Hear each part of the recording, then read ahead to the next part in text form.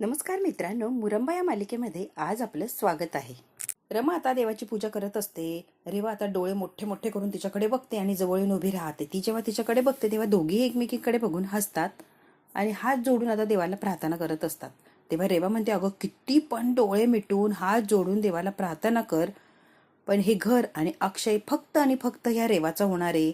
तुझं आता काहीच नाही आणि हे तू एक्सेप्ट करायला हवंय. रमा लवकरात लवकर अक्षयला हळूहळू पूर्णपणे जिंकून घेणार आणि तुझ्यापासून दूर करणार. मग तुला ह्या घरातून तर जायलाच लागणार. अक्षय तुझ्या आयुष्यातून कसा वजा होतो, हा संसार कसा वजा होतो हे तुला कळणारच नाही आणि देवाला सुद्धा कळणार नाही गणित मांडताना की तू कशी गायब झालीय. मी आणि अक्षय आमचा संसार सुखाने करू, फक्त तू नसली पाहिजे आमच्या संसारात. देवाला नमस्कार करायचं सोडून सगळं काही रेवा आता मनातल्या मनात हे कपटीपणा करत असते रमाच्या विषयी. रमाचं काहीच चाललेलं नसतं. रमा म्हणते, बाप्पा ज्या हक्काने ही रेवा अक्षयवर अधिकार गाजवते ना, ते अजिबात मला सहन होत नाही आणि आवडत सुद्धा नाहीये. लवकरात लवकर काहीतरी कर. माझा अक्षय माझ्या हक्काचा नवरा तिचा कसा होऊ शकतो हे तिला कळत कसं नाहीये. तिला लवकर सद्बुद्धी दे, तरी चमत्कार कर आणि तिची अक्कल जरा जागेवर येऊ दे. माझ्या कुंकवाचं रक्षण कर बाप्पा. आता प्रामाणिकपणे तिने गणपती बाप्पाला सांगितलेलं असतं की तुला काय करायचंय. माझ्या जेव्हा बोलते आणि हात जोडून डोळे उघडते तेव्हा गणपती बाप्पावर असलेलं फुल बरोबर खाली पडलेलं असतं. देवाने कौल दिलेलं असतो की रमा तुझ्या म्हणण्यानुसारच सगळं होणार आहे. रेवाला असं वाटतं की तिने जे गाणं मांडले तेच गणपती बाप्पाने ऐकले. ती हसायला लागलेली असते आणि रमा स्मित हास्य करते आणि शांत बसते. रमा आता अक्षय आलेला असतो आणि त्याला आरती देण्यासाठी अक्षय आणि म्हणून ताट अशी समोर करायला लागते. तर रमाचा पाय अडकतो आणि रमा पडायला लागते. तिच्या हातातलं जे ताट असतं पूजेचं तो दिवा डायरेक्ट रेवा आणि अक्षयचा जो फोटो असतो त्या फोटोवर तेल आणि भडका उडतो लगेच आणि बरोबर रेवाचा फोटो जळालेला असतो. अक्षय अगदी सही सलामत फोटोमध्ये असतो आणि रेवा आहे ती पूर्णपणे जळालेली असते. रेवाला हे बघून इतका राग येतो, इतका राग येतो की हे काय, स्वतःच्या हाताला लागलंय की काय हे बघायचं सोडून तो फोटो जळालाय ना याच्याने तिला फार आनंद झालेला असतो. हसत असते. अक्षय म्हणतो, अगं तुझ्या हाताला काय झालंय ते तर बघ. रमाचं लक्ष नसतं तर फोटो कसा जळतोय त्याकडे ती बघत असते. आग लागली, आग लागली, जोर जोरात ही किंचाळत असते. बाबा, मयुरी, आनंद, दादा पटकन बाहेर या, आग लागली, आग लागली. जोर जोरात ही रेवा किंचाळत असते आणि तो फोटो कसा विझवायचा याचा प्रयत्न करत असते. त्यानंतर अक्षय रमाला विचारत असतो, काही झालंय का तुला. ती म्हणते काहीच झालं नाही, कारण तिला इतका आनंद झालेला असतो की फायनली तो फोटो जळाला. कारण तो फोटो बघून रमाला रोज त्रास व्हायचा की तिने हॉलमध्येच फोटो लावलेला असतो. आता एकदम रिलॅक्स असते. ते मला काहीच झालेलं नाहीये. तरी मदत करा, आग लागली, आग लागली. सगळे पळत आलेले असतात. कुणीच तो फोटो विझवण्याचा प्रयत्न करत नाही. फक्त बापरे बापरे कसं झालं कसं झालं एवढंच करत ते थांबलेले असतात. आग विझवा, आग विझवा. कुणीच काही प्रयत्न करत नाही. फक्त आग विझवा, आग विझवा एवढंच त्यांचं बोलणं चाललेलं असतं. तेव्हा आता रडायला लागलेली असते की माझा फोटो जळतोय, माझा अक्षय सोबतचा फोटो जळतोय. अरे कुणीतरी काहीतरी करा. कुणीच काही करत नाही. तिथेच उभा राहून आग विझवा, आग विझवा. प्रत्येक जण हेच वाक्य बोलत असतं. मयुरी, आनंद, अभि नुसते पळत असतात इकडून तिकडे तिकडून इकडे. कुणी पाणी आणत नाही किंवा कुणी कपडा टाकून ते विझवत नाही. अक्षय म्हणतो, अगं काय चाललंय रमा, नुसते पळताय, हे कुणी काहीच करत नाहीये, फक्त धावपळ चाललीये. रमा म्हणते, तुम्ही शांत बसता का. बाप्पांनी कौल दिलाय मला आणि लगेच त्याचं उत्तरही मिळालंय. नाही ना, काही झालं नाही ना, हाताला भाजलं नाही ना. रमा म्हणते, काही झालं नाही अक्षय, का तुम्ही एवढं विचार करताय. काहीतरी करणार ते तर माहितीच आहे मला, पण मी आज खूप आनंदात आहे. तिचा फोटो जळालाय तुमच्यासोबतचा, यापेक्षा जास्त सुख कुठलंच नाहीये मला. काय म्हणतो, ठीक आहे, आग वगैरे लागणं, फोटो पेटणं मी समजू शकतो, पण तिचीच बाजू जळणं, माझी बाजू अगदी व्यवस्थित राहणं आविष्कार आहे की नाही. आविष्कार नाही का सायन्सचा, हो की नाही, आहे की नाही, तो मी केलाय. काम केलं नाही तर पाय कसा घसरला आणि तिच्याच फोटोवर कसं तेल उडालं खरंच माहित नाही. पाय कसं घसरला. अक्षय, मी खरंच काही मुद्दाम केलेलं नाहीये. रमा आता अक्षयला सांगत असते. अक्षय म्हणतो, नाही नाही काहीतरी केलंय, सांग पटकन. अक्षय म्हणतो, रमा कुठेतरी 4 दिवस लांब फिरायला जाऊया आपण, यायचंय का. तू फक्त प्लॅन कर, आपण निघूया. अॅनिव्हर्सरी येते ना, मग आपण जाऊच या. कसं जाणार. प्लॅनिंग तर फार छान केलंय, पण जाणार कसं. इथून निघायचं कसं. गाडीने जायचंय ग, रेवाला घेऊन जायचंय. फक्त मी काय कसं करायचं, डोंट वरी, माझ्या पद्धतीने करतोय हँडल. म्हणते, बघा तुमच्या पद्धतीने बघा, नाही तर अजून काय बघा, कसं करायचं काय करायचं तुमचं तुम्ही ठरवा. कारण रमाला माहितीये की रेवा आम्हाला काय सोडत नसते. इकडे आता रेवा तो फोटो घेऊन बसलेली असते. तिचीच फोटोची बाजू जळालेली असते. वाईट वाटत असतं, डोक्याला हात लावून बसलेली असते, विचार करत असते. टेन्शन आलेलं असतं विचारीला की माझीच फोटोची बाजू जळाली. आनंद, अभि, बाबा आता सांत्वन करत बसलेले असतात. आनंद म्हणतो, चांगली होती ग, चांगली होती ग रेवा तुझी फ्रेम. बाबा म्हणतात, माझी गती सून चांगली होती, कशी गेली माझी गती सून रेवा. अभि आता या दोघांच्या नाटकाला हसत असतो आणि ती डोक्याला हात लावून बसलेली असते. जणू काही घरातलं कोणी गेलंच की काय.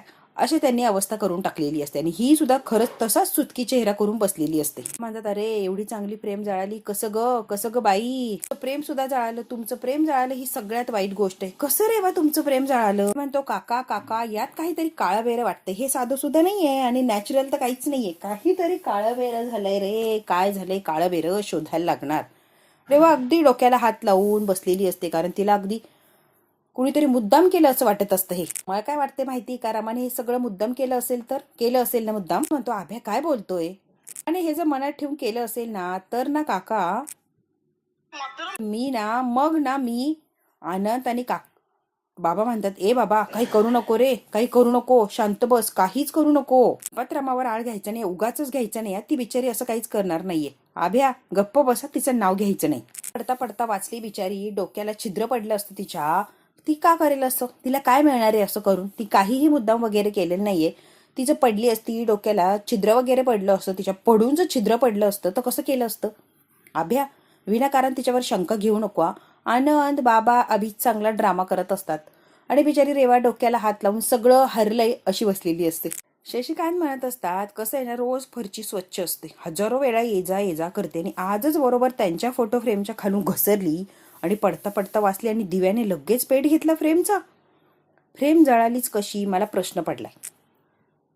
शटअप एव्हरीवन ना, बस खूप झालंय तुमचं आणि मी खूप ऐकलंय. डोकं चालत नाहीये, डोकं बंद पडलं आणि तुमचं काय चाललंय रे, गप्प बसा की. झालंय माझं डोकं हँग, काहीच कळत नाहीये मी काय करू. शशिकांत म्हणत अगं बाई तू बर्फाची लादी ठेव सगळ्यात पहिले, मग काय करायचंय ते कर. होणाऱ्या सुनेने असं हायपर व्हायचं नसतं. आत्ता फ्रेम जळाली, अजून काय काय जळेल, त्यापेक्षा तू हायपर होऊच नको, फक्त बर्फाची लादी ठेव स्वतःच्या डोक्यात. सगळं नीट होईल, मी म्हणतोय ना सगळं नीट होणार आहे बघ. बाई रेवा तुझा बाबा आहे की जिवंत, मी आहे ना, अजिबात काळजी करू नकोस तू आणि असल्या गोष्टींकडे ते लक्ष देऊ नको. तुझा बाबा सगळं काही करेल. असली फ्रेम आहे, याच्यापेक्षा मोठी आणि तगडी अशी फ्रेम तयार करून देतो. कशाला या फ्रेमच्या नादाला लागली तू? अजिबात काही विचार करू नको. तिने जरी टक्कर मारली ना तरी तुटणार नाही, असली फ्रेम आणतो आता. काय काय सांगताय हत्तीने टक्कर वगैरे, असं आहे ना काका, त्या फ्रेमला आग वगैरे लागणार नाही ना अशी फ्रेम आणा. फ्रेम तर कोणी पण आणून देईन, पण आग लागणार नाही ना अशी फ्रेम आणायची. हो तसंच काहीतरी करतोय मी.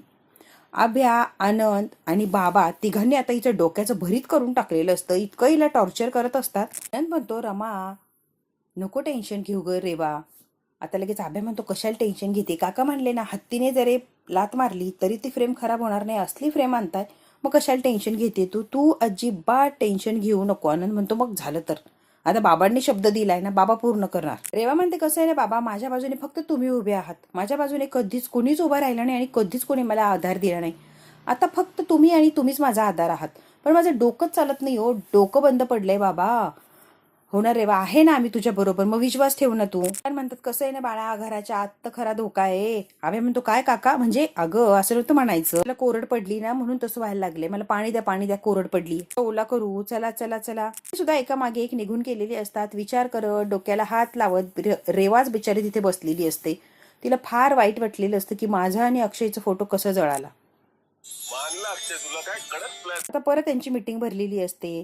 बाबा म्हणतात अक्षय तुला मानला काय कडक प्लॅन केलाय, रमाला महाबळेश्वरला 4 दिवस घेऊन फिरायला जायचंय. वा एक नंबर प्लॅन आहे, जबरदस्त, आवडलं मला. वेळ घराबाहेर पडण्याची, एन्जॉय सगळं काही ठीक आहे, जायचं प्लॅनिंग करायचं सगळं ठीक आहे. पण कसं आहे ना, लग्नाचा खरा वाढदिवस जवळ येतोय ना, ते सगळंच खरं आहे. बाहेर गेलो आणि या रेवाने घरात जर काही गोंधळ केले तर करायचं काय, कारण ती रेवा गप्प बसणाऱ्यातली नाहीच आहे. काहीतरी उपाय शोधला पाहिजे ना आपण. रेवाने गोंधळ करू नये, सगळं छान आणि व्यवस्थित पार पडावं, यासाठी काहीतरी डोकं लावायला लागणार आहे. म्हणतो बाबा ह्या दोघांच्या मागे ती काय राडा घालेल ना घरात, कल्पना आहे का तुम्हाला? नियम अटी ज्या घातल्यात ना त्या सगळ्या आपल्यावर उलटतील आणि आपल्याला तोंड धरून बसायला लागणार आहे, कळतंय का बाबा? आपले जात आपल्यात घशात जातील. ती रेवा आहे, साधी सुधी पोरगी नाहीये. जास्त पावसाळे उन्हाळे असं वादळ गडगडाट सगळं काही मी बघितलंय, कळतंय का? तुमच्यापेक्षा जास्त एक्सपिरियन्स आहे मला. अजिबात कुणी काळजी करायची नाहीये, रेवाला माझ्यावर सोपवा, काय करायचं कसं हँडल करायचं सगळं काही मी बघतो, तुम्ही फक्त तुमचं बघा. तुम्ही ना काय फालतूच्या गोष्टीत लक्ष देऊ, रेवाला मी बरोबर हँडल करतो, बरोबर मॅनेज करतो. अरे शशिकांत मुकादम आहे आपलं नाव बा, गंमत नकोय. सारखी विचारात असते, काही ना काहीतरी टेन्शन असतं. बिचारी आज पाय घसरून पडली, मोडली असती, डोक्याला काही झालं असतं तर काय केलं असतं ना. अक्षय सिरियस गोष्टी गमतीनेच हाताळायच्या असतात, तरच त्या सहज हाताळल्या जातात, नाही ते डोकं पकडून बसायची वेळ येते. तर शेवटी शशिकांत मुकादम तयार झालेली असतात. अक्षय तू बिंदास जाणार, 4-5 दिवस तुला काय जायचंय तुझा, रेवा प्रकरण माझ्यावर सोपवायचं आणि बिंदात जायचं. सगळं काही इथे हँडल करतो मी, डोंट वरी. तिला कसं मॅनेज करायचं मला चांगलं माहितीये. बरोबर तिला मॅनेज करतो. तू टेन्शन घेऊ नको. तू फक्त तुझं बघ. सोपं सांगितलंय ना एकदा.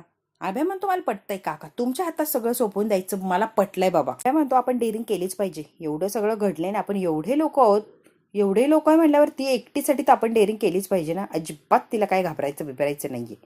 बाबा म्हणतात एकदम करेक्ट आहे, अभ्या एकदम बरोबर बोललाय. एवढं सगळं घडलंय तरी विश्वास कुणावर आहे जास्ती? माझ्यावर. मी म्हणेल त्याच्यावर तिला जास्ती विश्वास आहे. बरोबर की नाही? आनंद म्हणतो हो तुमच्यावरच विश्वास आहे. मग झालं तर माझ्यावर विश्वास आहे, मग कसं हँडल करायचं माझं मी बघेन की. तुम्ही तुमचं तुमचं बघा की. बरोबर पकडून ठेवलंय, तिचा लागा माझ्या हातात ठेवलाय. माझ्या याच्यावर बरोबर तिला मी स्पीड तिचा कमी जास्त करत असतो.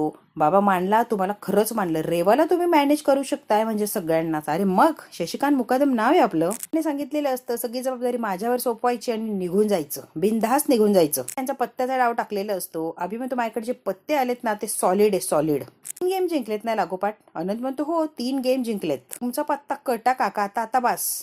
तुमचं काहीच होणार नाही, पत्ता कट करायचा आहे तुमचा ना. त्यांनी शशिकांत हसायला लागलेले असतात. अभि जेव्हा पत्ते टाकतो तेव्हा शशिकांत हसतात. म्हणतात अरे बच्चे, अभी तुम बच्चे हो, इतनी जल्दी बड़े मत हो ना, अभी तुम बच्चे ही हो. सिनियर लोगों के साथ खेला नाही ना, इसीलिए इतना उड रहा है तू. उठलेला चेहरा उचलायचा आणि पॅक व्हायचं. तू पॅक झालायस. आनंद म्हणतो बाबा पिक्चर मधल्या विलन सारखा प्रत्येक वेळेला हुकमाचा एक का तुमच्याकडेच कसं असतो? या पिक्चर मधला विलन तुम्ही आहात का बाबा? मला विलन बिलन म्हणतोय का? नाही नाही नाही, मला खात्री आहे तुम्ही काहीतरी करता म्हणूनच तुमच्याकडे हुकमाचा एक का कायमच असतो. सांगा बरं. काहीतरी गोळ घालतात हे म्हणूनच नेहमी जिंकतात. अभ्या मी तुला गॅरंटेड सांगतो. काय करताय बाबा सांगा. हे आनंद मी काही करत नाही. हा घेतोय अभ्या, याला सांग रे, संशय घेतोय हा. प्रामाणिक प्लेअर आहे. अभ्या म्हणतो बरोबर बरोबर, प्रामाणिकपणाची कळसच केलाय तुम्ही. पारदर्शक तुमचा गेम असतो हो की नाही. स्मूथ क्रिमिनल आहात त्यामुळे कळतच नाही कुठे काय झालंय, कुठे काय झालंय. हो ना बाबा, म्हणूनच प्रत्येक वेळेला तुम्ही जिंकता. कसं करता हे सांगा बाबा आता. काही पत्ते शशिकांतने स्वतःजवळ लपवून ठेवलेली असतात, महत्वाची पत्ती. जो पत्ता हवाय तो बरोबर ते काढत असतात. अरे बापरे, हा पत्ता इथे कसा आला? मला असं वाटतंय ना अभि आणि आनंद पत्ते काहीतरी काळा जादू करायला लागली. अभि म्हणतो हो हो हो काका, खरंच ते काळा जादूच करताय. ए रेवा म्हणून आवाज द्यायला लागलेले असतात बाबा आता. कोकम सरबत आण, घशाला कोरड पडली, लवकर आण ग बाई सरबत. ते बाबा आले, लगेच आले. त्यांसाठी छान असा सरबत तिने बनवून आणलेला असतो. बाबा म्हणतात वा वा वा. मयुरी आलेली असते आणि मयुरी आता हॉलमध्ये मुद्दाम ड्रामा करत असते. आजी मला सगळं कळतंय, इथलं काम सोडून ती कशी येणार आहे तूच सांग बरं आता. इथं काम असतं ना गाई. आजी तू काही सांगते, तिला बोलव तिकडे. ती कशी येणार तिकडे? होती ना आरोहीला तू सांभाळणार आहे म्हणून. मग आता कशी म्हणतेस की हँडल होत नाहीये? कशी येईल? आणि रमाला काय सांगू मी? कळतच नाहीये म्हटल्यावर बोलते मी रमाशी, बघते बोलून काहीतरी होतंय का. आरोहीला घेऊन ती डॉक्टरकडे जा, मग पुढचं पुढे बघूया आपण. कळतंय का आजी, रिक्स नकोय कुठचीच. लगेच बाबा उठलेले असतात. अगं मयुरी काय झालंय, घाबरायला एवढी का घाबरली? आणि आजीवर का चिडली होती तू? बाबा चिडायचं आणि घाबरायचं कारण आहे ना, म्हणूनच घाबरले आणि चिडले मी. अगं बाई पण काय झालंय जरा सांगतीस का? आता रेवा सुद्धा तिथे बसलेली असते की मयुरीचं नेमकी काय चाललंय म्हणून ऐकायला. ती ऐकत बसलेलीच असते. आईचा फोन होता. ते तुला घाबरवलं काय झालंय? बाबा कारणच तसं मेजर आहे. ही तापाने फणफणली आहे. बाबा म्हणतात काय? हो, आणि आजीला ते हँडल होत नाहीये.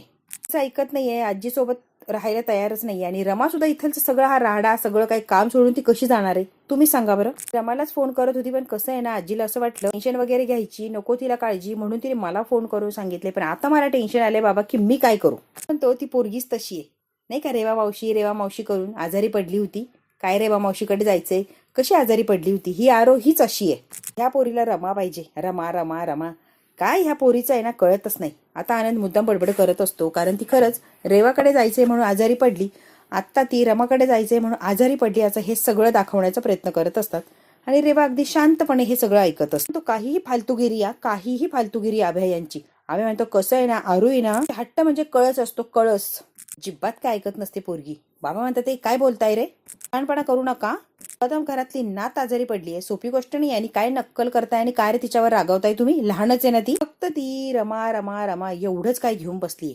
रमा आलेली असते. रमा म्हणते बाबा हो, फक्त तुझंच नाव घेते आरोही. फोन झाला बाबा. नंद म्हणतो अगं आत्ताच तर मयुरीला फोन आला होता, इतक्यातच मयुरी फोनवर बोलत होती. अगं आजीने फोन केला, तुला सांगायची हिंमत नाहीये म्हणत होती. म्हणून मग तिने डायरेक्ट मयुरीला सांगितलं. ती फार गंभीर आहे. ती पोरगी काय ऐकायला तयार नाही आणि आजीचं डोकंच चालत नाहीये. काय करावं आणि काय नाही आजीला काही सुचतच नाहीये. तुला पुण्याला जायला लागणार काही झालं तरी. कळतंय का रमा? रमा म्हणते आनंद दादा काय झालंय, तुम्ही सगळे काय लपवताय माझ्यापासून? अगं रेवा, तू तरी खरं सांग, तू तरी मला खरं सांगू शकते. हे लोक लपवालपवीच करणारे, काय झालंय सांग प्लीज. मी सांगतोय ना रमा, तिला विचारायची काय गरज आहे, मला विचार की डायरेक्ट. रेवा काय शब्द बाहेर आहे का? रेवा सगळं ऐकते माझं, मी म्हणेल तसंच रेवा ऐकत असते. रेवा बाळ, माझ्या शब्दाच्या बाहेर नाहीये ना, मी म्हणेल तसं ऐकतेस ना तू. अगदी बरोबर बोलताय तुम्ही. रमा, तुला जायलाच हवंय. आरोहीची तब्येत बरी नाही आणि तुझा ध्यास घेतलाय म्हणल्यावर तुला तिथे जायलाच लागणार आहे. रमा, तुझा आवर आणि तू पटकन निघता. जोपर्यंत बरं लागत नाही तोपर्यंत येऊ नको. रमा म्हणते ठीक आहे, आता एवढं म्हणताय तुम्ही, सगळं काय हँडल होणार आहे तुमच्याच्यानी, तर मी जातीये. आरोही जवळ 2 दिवस राहते आणि परत येते. बाबा म्हणतात 2 दिवस? 2 दिवसांनी काय होणार आहे, 2-4 दिवस चांगली राहा. तिला जोपर्यंत बरं वाटत नाही, ठणठणीत बरी होत नाही, तोपर्यंत माघारी येऊ नको. तरी पडली ती काय लगेच कव्हर होणार नाहीये. जोपर्यंत व्यवस्थित बरी होत नाही, नॉर्मल खेळायला लागत नाही ना, तोपर्यंत येऊच नको. कळतंय का तुला? 5 दिवसांचे कपडे घेऊन जा. पाणी फणफणली ग, फार त्रास होतोय बिचारीला. मयुरी म्हणते रमा, काही करून तुला जायला लागणार आहे. रमा म्हणते ठीक आहे, मी जातीये, प्रयत्न करतीये. माझी बॅग भरायला लागणार, मी निघते. आता काय झालंय बिचारे आरोहीला, मला काही कळत नाही आणि मला फार टेन्शन आलंय बाबा. आता घाईघाईने बॅग भरण्यासाठी चाललेलीच असते, तेवढ्यात लगेच रेवा म्हणते रमा थांब, ती ट्रॅव्हल कशी करणार ग रमा, तू एकटी कशी जाणार? त्यापेक्षा मी येते, आपण दोघी पण जाऊया. नाही गेलो तर लवकर पोहोचू आपण, आणि कारने जाऊचे, आपण लवकर जाऊया. तुला कळतंय का ग, जाती तर जाऊ दे की, कशाला तिला थांबवती, आणि तू कशाला चाललीये घर सोडून? घर तुला सांभाळायला मिळणार आहे. तुला कळतंय का रेवा, एकटी जबाबदारी घेणार आहे सगळी. रमा मध्ये नाहीये लुडबुड करायला. तिच्यासोबत कशाला जातीयस तू? नसती ना 3 पुरुषांचे 3-13 वाजतीला, तू आहे म्हणून सगळं हँडल होतंय. तू जर नसली तर आम्ही काय करायचंय तूच सांग आता. नाही तू सांगच. थांबायला लागणार इथे, आम्हाला काय हवं नको, खायचं प्यायचं सगळी जबाबदारी तुझी आहे ना, आणि घर सांभाळणं तुझं कर्तव्य, त्यामुळे तुला इथे थांबायलाच लागणार आहे. कळतंय का तुला रेवा? म्हणते बाबा येऊ दे ना तिला माझ्या बरोबर, आम्ही तेवढाच प्रवास करूया, पटकन जाऊया आम्ही. गप गए, तुला काही कळतंय का रमा? रमा गेली की तुला सगळं घर सांभाळायला मिळणार, अख्खी जबाबदारी, अख्खी मालकीण होता येईल. तुला कळत कसं नाहीये रेवा? हिच्या मागे कुठे चालली आहेस तू रमाच्या? विचार कर, सगळी जबाबदारी तुला एकटं सगळं काही मिळणार आहे हँडल करायला. बघ तुला जायचंय की काय, तुझं तू ठरव. आता मी सांगितलंय तुला. तुम्ही म्हणताय ना बाबा, अगदी बरोबर आहे. आणि कसं आहे ना, संकट आलं ना, जर कोसून कशी स्वयंपाकाला लागतेस, तसं एकदम मला हवंय तसा बरोबर यांनी प्लॅन केलेला असतो. आणि रमा आता एकटी पुण्याचा बहाणा करून 4 दिवस बाहेर चाललेली असते. रेवाला फारसं काही पटलेलं नसतं, पण शशिकांत मुकादम जबरदस्ती करतात की तू आहे तर सगळे तू हँडल करू शकतीये, व्यवस्थित सगळं मॅनेज करशील. त्यामुळे रेवाला काही बोलायला चान्सच राहिलेला नसतो. आजी आहे सोबतीला, आम्हाला सोबत कोणी वहिनी तूच सांग बरं, आम्ही तिघे एकटेच पडणार आहोत ना. का माझे बाई ते सगळं सांभाळून घेते, माहितीये ना आमची काळजी घेते, त्यामुळे तू इथेच राहायचंय, तू जायचं नाहीये, जाऊ दे की तिला एकटी. मध्ये रमा येते आणि लगेच अक्षयला फोन लावते. अक्षय म्हणतो तू काय बोलायच्या आधी मीच तुला गुड न्यूज देतो, महाबळेश्वर मध्ये एक रिसॉर्ट बुक करून ठेवलंय, डोंट वरी, सगळी सोय झालीये, करायला घे. खरंच हो आहे तर सांगितलंय ना, आवर पटकन. आवडलंय सगळं सरप्राईज अक्षय, थँक्यू सो मच. रमा फार आनंदी असते की आता अक्षय सोबत 4 दिवस रिलॅक्स तिला घालता येणार आहे. तिथे कुठलीही रोकटोक काहीही राहणार नाहीये. फक्त रमा आणि अक्षय दोघच असणारे, त्यांच्यामध्ये येणारं तिसरं कोणीच नसणारे. त्यामुळे खूप खुश झालेली असते ही, आणि अक्षयला म्हणते थँक्यू सो मच अक्षय. घरच्या सगळ्या लोकांनी साथ दिलेली असते. आणि मग आता रमाला कुठे चान्स मिळालेला असतो की अक्षय बरोबर बाहेर जायचं. मयुरीने सुद्धा बरोबर वेळेत येऊन फोन लावलेला असतो. सगळं काही शशिकांतने मॅनेज केलेलं असतं आणि या रेवाला शांत बसवलेलं असतं. नाहीतर रेवा लगेच रमाच्या बरोबर जायला तर तयारच होते की आपण दोघी जाऊया, एकटी जाऊ नकोस, इतक्या लांब कशी जाणार तू. म्हणते सगळं खरंय अक्षय, पण हे अचानक कसं ठरलं आणि प्लॅन लगेच वर्क सुद्धा झाला. अक्षय हे झालं कसं मला सांगताय का? अगं काल रात्री आम्ही बसलो होतो ना, तेव्हा जस्ट म्हटलं की मला आणि रमाला जरा 4 दिवस बाहेर जायचंय, आमचा वेळ घालवायचा आहे. मग काय आभ्या, आनंद दादा आणि बाबा ऐकताय होय, लगेच प्लॅनिंग केलं आणि कसं वर्क करायचं ते आम्ही बघतो, तू फक्त इथून निघ असं त्यांनी मला सांगितलं. आणि बघ की लगेच आता सगळं केलंय पण त्यांनी मॅनेज. रमा म्हणते हो खरंच मॅनेज केले, सगळ्यांनी जबरदस्त अशी साथ दिली आणि खरंच सगळं मॅनेज झालंय. अक्षय म्हणतो हो अर्थातच. म्हटलंय खंबीरपणे उभा आहे मी, सगळं काही हँडल करतो, तुम्ही जा. आता बाबांनी पुढाकार घेतलाय, म्हणलं कुणाचं काय चालणार. आणि रेवाला बरोबर बाबा मॅनेज करता हे तर आपल्याला माहितीये. मुळात म्हणजे बाबांच्या शब्दाच्या पुढे ही रेवा नाहीच आहे. बाबांचं आणि तिचं फार पटतंय ना, बाबाने बरोबर तिला गुंडाळायचं असं ठरवलंच होतं काल. म्हणते कसं आहे ना अक्षय, बाबा आपल्या बरोबर आहे म्हणून काही सगळं शक्य होतंय आणि व्यवस्थित सगळं हँडल होतंय, नाही तर अवघड झालं असता, कारण ती रेवा सांभाळणं कठीण आहे बाबा. रेवाचं कसं करायचंय अक्षय, आपण दोघे एकत्र असे गायब झालो तर अख्खं घर ती डोक्यावर घेणार आणि तिला संशय येणार, यात काही शंकाच नाहीये. तिला जर संशय आला तर करायचं काय? त्याचं कारण अगदी जेन्युइन आहे. चित्रच तसं उभं केलंय की तिला पटणारे, आरोहीची तब्येत ठीक नाही आणि म्हणूनच मी चालली, मला जाणं गरजेचं आहे. पण तुमचं काय, तुम्ही काय सांगणार आहे त्या रेवाला? तुम्ही कसं 3-4 दिवस बाहेर आहे, तिलाच पाठवताय का तुम्ही? माझ्या अर्धांगिनी आहे ना, जिथे तू तिथे मी, तू चल फक्त, सगळं होईल मॅनेज. बुकिंग करायला घे ग, लगेच निघायचं. पण ते ठीक आहे सगळं काही, तिला काय सांगणार आहे ते तर सांगा, तिला कसं मॅनेज करणार आहे? अक्षय म्हणतो डोंट वरी, नाटकाचा पहिला अंक संपलाय, अजून डोंट वरी, सगळं मॅनेज होईल, तू पटकन बॅग भरायला घे. भाग इथेच संपतोय. पुढच्या भागात काय होणार आहे मित्रांनो, आपण अगदी थोडक्यात बघूया. रमा आता फोनवर बोलत असते, मला असं वाटलं होतं सरी अशीच कुठेतरी कोपऱ्यात सेलिब्रेट करू, एवढं काही इंटरेस्ट येणार नाही, गुपचूप गुपचूप करायची आणि मग काय. अक्षय म्हणत असतो, कसं आहे ना रमा, मागच्या 9 वर्षांचा जो काही विरह आहे ना आपल्यामधला, सगळा पुसून टाकायचा आहे सगळा. एक पोस्टमन आलेला असतो आणि त्याने नोटीस आणलेली असते, ती बरोबर रेवाच्या हातात. ज्या ज्या लोकांना मी नोटीस दिली आहे त्या घरावर असे काळे काळे ढग कायमच मंडारत, कायमच असे इकडे तिकडे फिरताना दिसत आहे. आता रेवा घाबरलेली, असा पोस्टमन असं काय बोलतोय? कारण म्हणतो कर्जदाराला पैशाची गरज नाहीये ग बाई. आता शशिकांत दाभ्याने ड्रामा सुरू केलेला असतो आणि आता रेवा घाबरलेली असते. खानदानाची आबरू काढायची आहे ना, म्हणून तो असा त्रास देतोय आपल्याला. रेवा आता अवघड आहे ग बाई. आता लगेच अक्षयला फोन लावलेला असतो आणि हायकोर्टात हजर व्हायला लागणार आहे तुला आत्ताच्या आत्ता. अक्षय म्हणतो काय? हो. रेवा म्हणते लगेच जाऊन उभा राहा, अजून काही तमाशा व्हायच्या आधी तू हायकोर्टात हजर हो. आणि इकडे रमा सुद्धा बॅग वगैरे भरून चाललेलीच असते. अजिबात काळजी करू नको, इकडे सगळं मी हँडल करेल, माझा विश्वास आहे रेवा, तू सगळं काही मॅनेज करशील इकडे. बाय द वे, एवढे कपडे कुठे घेऊन चालली आहेस ग? आणि प्रश्न केलेला असतो रमाला, एवढे कपडे 4 दिवसांसाठी घेऊन चालली आहेस, काय कारण आहे? आता रमाला टेन्शन येतं की हिला काय उत्तर द्यायचं आणि याच्यावर काय सोल्युशन आहे. ती काहीच बोलत नाही आणि रमा गोंधळल्यासारखी या रेवाकडे बघत थांबलेली असते. बघू आता यावर सुद्धा बाबा काय आणि कसं उत्तर देतात आणि कसं या रेवाला मॅनेज करतात. रमा आणि अक्षय एकत्र जाणार का आणि चांगल्या पद्धतीने सेलिब्रेशन करू शकेल का, हे जर बघायचं असेल मित्रांनो तर बघायला लागणार आहे आपल्याला पुढचा भाग. हा भाग इथेच संपतो. व्हिडिओ आवडल्यास लाईक शेअर सबस्क्राईब नक्की करा. धन्यवाद मित्रांनो.